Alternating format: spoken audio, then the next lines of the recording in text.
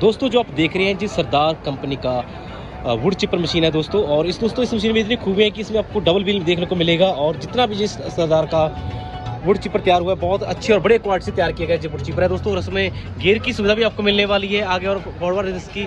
और इसमें जो बूम लगा हुआ है वो बहुत दूर तक फेंकने में समर्थ है और आप इसमें ट्रॉली को भी भर सकते हैं। और दोस्तों इसके आगे आपको टूल किट मिल जाएगी। और इसके आप पेंट की बात करें तो इसको कंपनी कोटेड पेंट इसमें कर देती है। धन्यवाद।